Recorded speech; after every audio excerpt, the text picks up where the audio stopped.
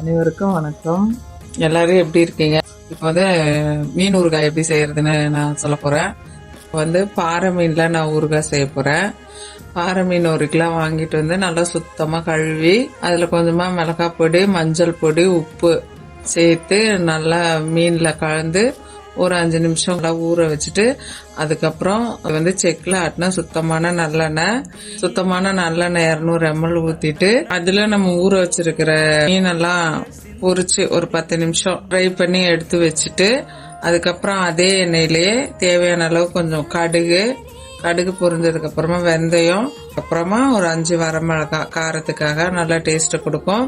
அதுக்கப்புறமா ஒரு கைப்பிடி அளவு கருவேப்பிலை போட்டு பொரிஞ்சதுக்கு அப்புறமா இஞ்சி பூண்டு பேஸ்ட் ஒரு 3 ஸ்பூன் போட்டு அதுலயே பச்சை வாசம் அந்த எண்ணெயிலே பச்சை வாசம் போற அளவுக்கு நல்லா வதக்கி எடுத்ததுக்கு அப்புறமா மிளகாய் பொடி தனியா அரைச்சு வச்ச தனி மிளகாய் பொடி ஒரு 2 ஸ்பூன் போட்டு நல்லா ஃப்ரை பண்ணிட்டு புளி ஒரு நெல்லிக்காய் அளவு ஊற வச்சு கரைச்சி அந்த புளி தண்ணி கெட்டியா இருக்கணும், தண்ணியாட்டம் இருக்கக்கூடாது. அதே எண்ணெயில அதை ஊத்தி கொஞ்ச நேரம் சுண்ட வச்சோன்னா அந்த புளியோட பச்சை வாசம் போய் சுண்டி எண்ணெய் பிரிஞ்சு வரும்.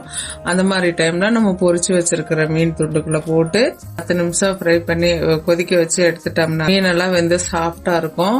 இதுல நம்ம புளிக்க வைக்கிறதுக்கு கெட்டு போகாம இருக்கிறதுக்கு வினிகர் அந்த மாதிரி எதுவுமே யூஸ் பண்ணல. எல்லாமே நம்ம வீட்டுல நார்மலா யூஸ் பண்ணக்கூடிய பொருட்கள் தான்.